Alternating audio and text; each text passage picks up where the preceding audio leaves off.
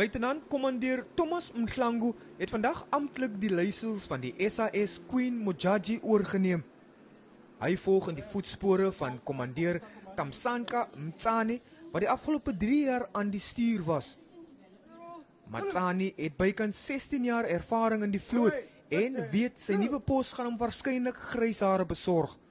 It's come with its own stress. Like any other job, like any other thing you do, there's a stress that comes with it. The responsibility that comes with it. Like I said, you've got 45 people on board and an expensive piece of equipment that has been charged to you. So that's a lot of responsibility that's under you to safeguard and look after it and make sure as the submarine sails, everybody comes back safe, back to their families.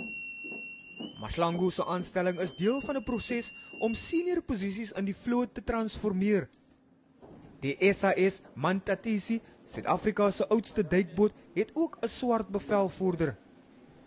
Die SAS Charlotte Nkeke ondergaan tans instandhouding. What makes this also even more significant, because it tells everybody out there that the South African Navy, in terms of its transformation goals, we are right on top in terms of achieving such objectives.